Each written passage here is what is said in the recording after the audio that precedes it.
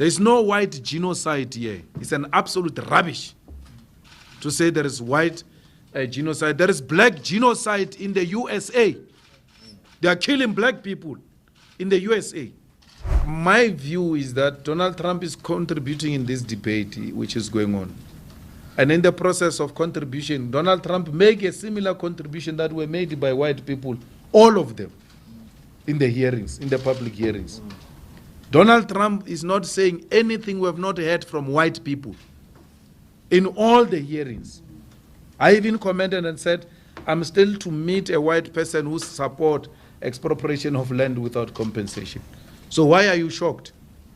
I see leaders of the EFF and everybody responding to Donald Trump. I don't have time for nonsense. I expected this.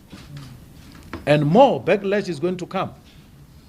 If South Africans are not ready to expropriate the land because they are scared of sanctions, they are scared of backlash, then don't vote for the EFF.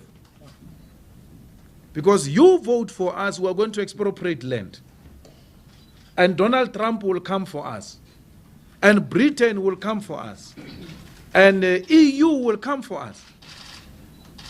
I said this throughout my life in the movement, that for everything good comes the pain before. If you're not prepared, South Africa, to take the pain, then forget about the land. Donald Trump has not said anything extreme. Things are still going to come. I hope the Zuma group in the ANC, which is supporting this thing, they know the consequences. We know the consequences. We know that the first response will be killing.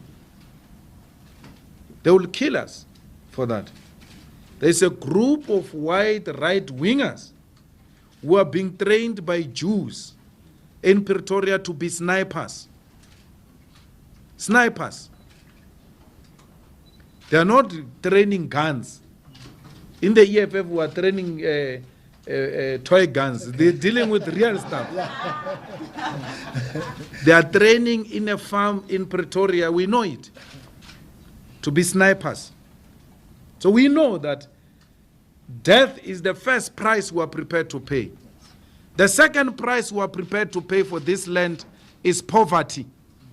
They will close taps. But if there is a conviction,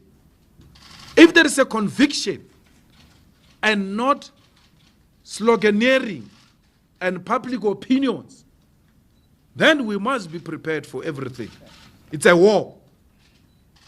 We must be prepared for Donald Trump and all of them. We're not scared of them. We remain unshaken. Actually, we are more determined after the Donald Trump tweet to expropriate our land without compensation.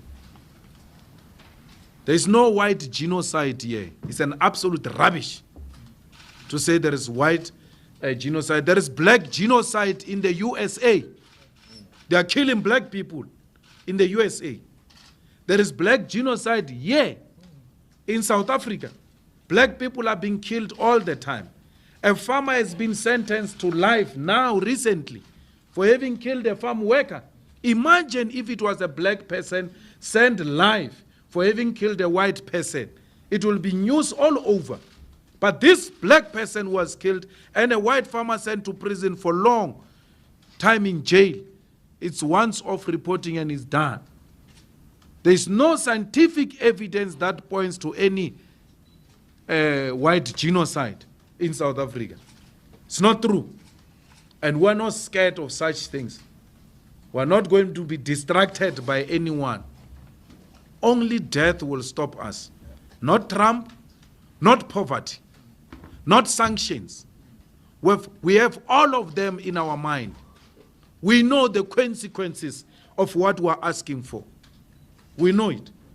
And it's not like we're going into this thing without knowing the consequences. So AfriForum is the embassy of the USA. If you want issues to reach USA, go to AfriForum. Then you shall get a proper response. But otherwise, AfriForum is nothing to us. We're not scared of AfriForum.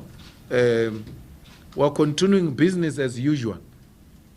We're not these Twitter revolutionaries who say all sorts of things about Donald Trump. If you were to say to them, all of them, let's go to the US embassy, none of them will come. They tweet from their comfort beds with bed heaters. So we are on the streets. We're fighting this thing on the streets. We are on the picket lines. That's why we're not shaken. We know this is what people want. And if there is anyone who's in this thing without knowing the consequences, then you are in a wrong place. Cyril, you could hear the man is in pain to explain these things in Parliament yesterday. He calls me Musima Imani because hey, he's troubled. He can't even think straight. He's in pain. It is the most difficult thing to explain a policy you don't believe in. How do you say you must expropriate land and give people title deeds? Our people, and I will not disagree with them, if they were to have a paper like this called the title deed, they want to eat title deed. Here is a paper called title deed, yet you remain poverty-stricken.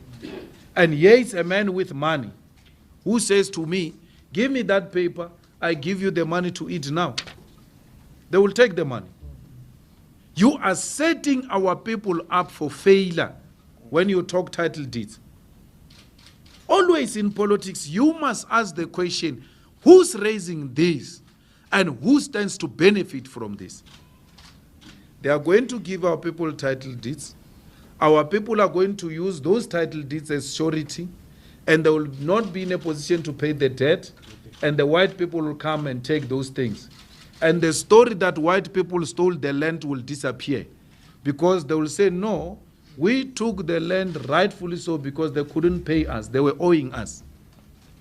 So they are going to give you the land and come and buy it from you close to nothing, because you will not have money. You will need money now. He says the reality is that people who got the houses now and title deeds have not sold the houses. He must go to the RDP houses and go and look for the owners of the RDP houses. Yeah. They are not there. RDP houses are being rented out. The owners of the RDP houses went to squat somewhere. Why? They want to make money. They want to make money.